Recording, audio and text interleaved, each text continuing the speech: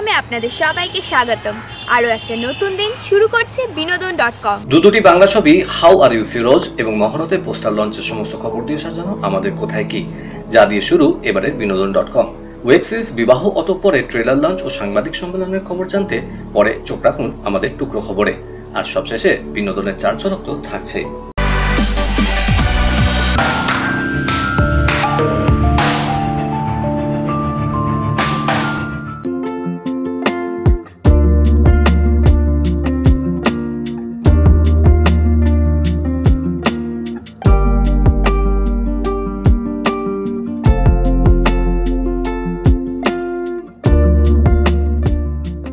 অনেক কিছু বলা আছে এই ছবিতে। এই ছবি একটা মানুষের জার্নির ছবি। একটা লোক যে একজন অ্যান্টি কার্ড ডিলার, তার ছবি। সে এই প্রাচীন এই শিল্পকর্ম এইগুলোর বিক্রেতা। তার কাজে এটা কিন্তু একটা এমন সময় আসলে জীবনে যখন সে আর এগুলোকে বিক্রি করতে পারে না, ওতপ্রোতভাবে তার জীবনের সাথে জড়িয়ে যায়। খুব সহজ একটা ছবি, ভালোবাসার ছবি, প্রেমের ছবি, প্যাশনের ছবি, অবসেশনের ছবি, শিল্পীর ছবি।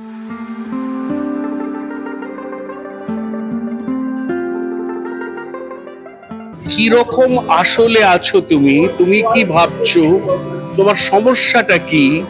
তুমি কেন হারিয়ে যাও? এই প্রশ্নগুলোই কিন্তু হাউ আর ইউ ফিরোজের মূল কথা। এবং সেখানে আমি একজন চিত্র পরিচালকের ভূমিকায় অবতীর্ণ হয়েছি। আমার খুব কাছের মানুষ হচ্ছেন ফিরোজ, কিন্তু তাও তার নানান অ্যান্টিকের মধ্যে আমি ফিরোজকে সবসময় ঠিক চিনতে পারি না। সে হারিয়ে যায়, অদৃশ্য হয়ে যায়, আবার ফিরে চলে আসে। এই যে অনুসন্ধান পরিচালক রূপসা গুহ করেছেন, মনের মধ্যে, মনের গহনে একটা অনুসন্ধান, সেটাই কিন্তু এই ছবির মূল কথা।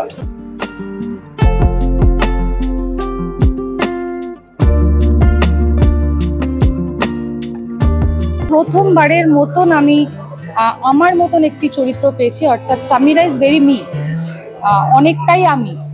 এবং সেটি করতে গিয়ে না আমাকে আরেকবার ইনভেন্ট করেছি, যেটা আমার অনেক অজানা জিনিস আবার জানা হলো।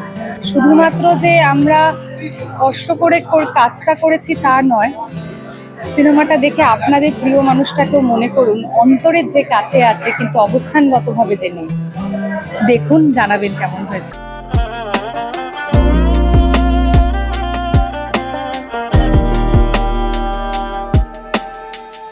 আমার মনে হয় যে আমার ক্যারেক্টারটা হচ্ছে ফিরোজ কিরকম মানুষ সেটার মধ্যে একটা ইনসাইট। কারণ আমি একজন কাস্টমার যে ফিরোজের দোকানে আসি, আর ফিরোজের এত collection from all over the world, এত curation of different objects, artefacts, সেটা দেখতে দেখতে ফিরোজকে প্রশ্ন জিজ্ঞেস করি, ফিরোজের গল্প শুনি। তার থেকে বোঝা যায় যে ফিরোজ মানুষটা কিরকম, বা ফিরোজ কোথা থেকে কি কালেক্ট করেছে। So just an insight to his character, I would সে।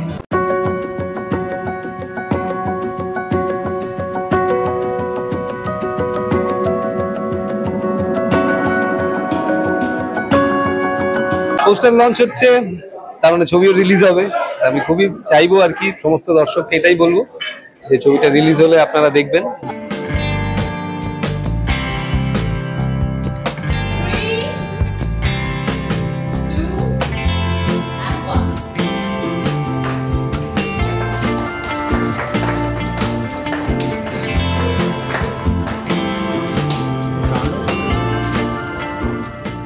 এই মুভিটা একটু অন্যরকম, একটা শুটিং ফ্লোর যেখানে 100 জন ইউনিট, সেখানে 10 সেকেন্ডের মধ্যে 3 ভাবে জনপ্রিয় অভিনেত্রীকে খুন হতে হয়। তো ওটা নিয়ে কলকাতা পুলিশ, লালবাজার, সিআইডি পাগল হয়ে যায়। এরকম একটা টান টান থ্রিলার মুভিটা। আমি জানি, আশাবাদী, অ্যাজ এ ডিরেক্টর বলবো না, দর্শক যদি হতাম আমি নিজেই মুভিটা দেখতাম। নবাগত নতুন উঠছে, এটা ফার্স্ট ওর মুভি। তো সেখানে দাঁড়িয়ে আমি বলবো যে ওই যে হলো না, দেবের নবাগত লেখা ছিল, আজকে মেগাস্টার। তো আশা করি ওর মিরের ব্রাইট ফিউচার হোক, অনেক কিছু করুক। তবে আশা করি এই মুভিটা ভালো লাগবে সবার।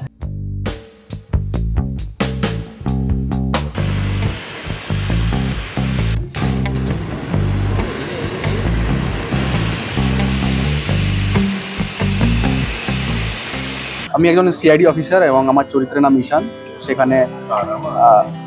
সেখানে আমি রহস্য তদন্ত করার জন্য এখানে এসেছি। আর রহস্যটা হচ্ছে 100-150 ইউনিটের সামনে দুজন অভিনেত্রী খুন হচ্ছে এবং একই প্রসেসে একই সময়, এবং কেউ সেটা জানে না কে করছে, এবং আদৌ সেই সিআইডি অফিসার মানে আমি যেটা চরিত্র ঈশান, সে আদৌ শেষ পর্যন্ত সলভ করতে পারবে কি পারবে না সেটা নিয়ে গল্প।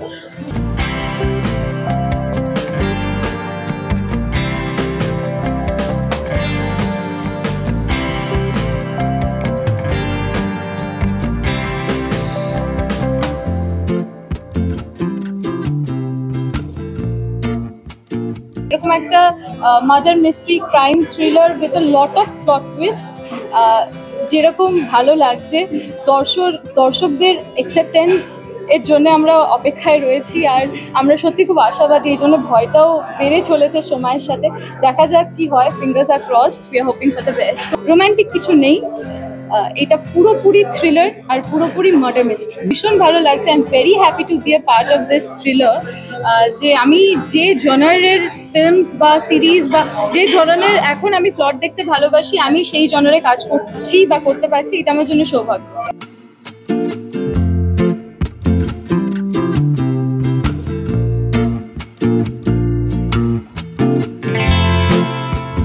মার্ডার মিস্ট্রিতে যে প্রথম অভিনয় করতে পারলাম, এবং আমার চরিত্র যেটা আমি প্লে করেছি সেটাও প্রথমবার প্লে করলাম, একজন ইনভেস্টিগেটিং অফিসার। তো সেই জায়গা থেকে খুবই এক্সাইটেড, দেখা যাক কেমন হয়। বিনোদন.com-এর সমস্ত দর্শকদের জানাই আন্তরিক শুভেচ্ছা, ভালোবাসা। সবাই খুব ভালো থাকবেন, সুস্থ থাকবেন।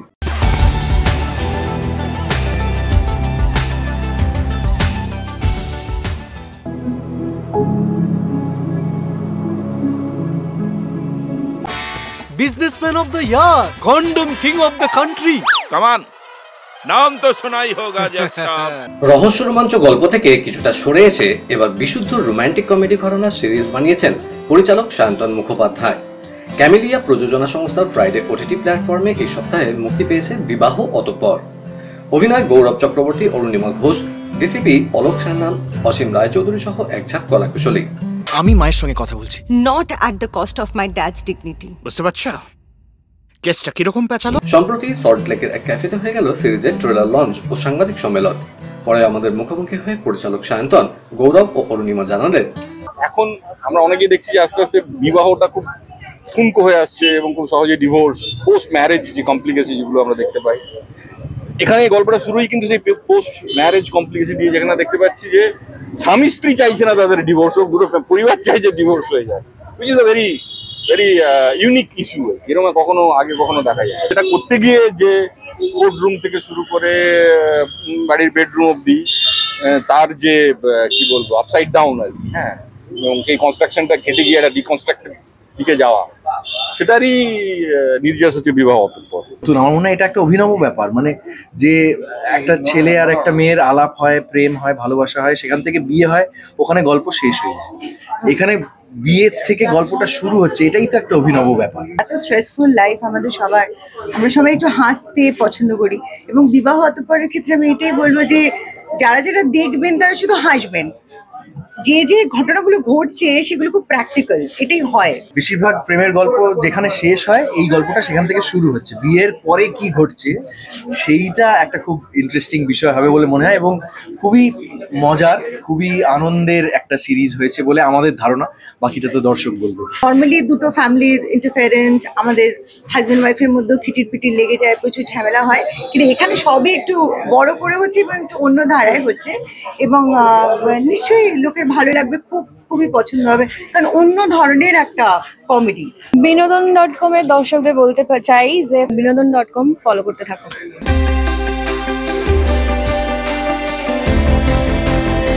রতন থিয়ামের জীবনাবসান, শোকস্তব্ধ দেশের নাট্য জগৎ।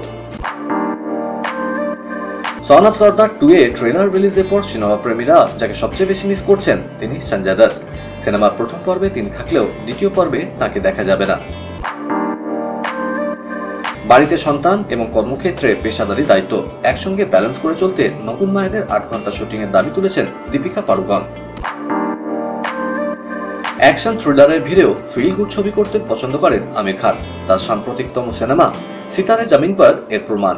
বিনোদন.com এর সকল দর্শকদের অনেক শুভেচ্ছা জানাই। আপনারা সকলে আমাদের সাথে থাকুন এবং বিনোদনে থাকুন। ঘড়ির কাঁটা বলছে সময় শেষ। বিনোদনের আরো খবর নিয়ে আমরা হাজির হয়ে যাব ঠিক এই সময় এই চ্যানেলে।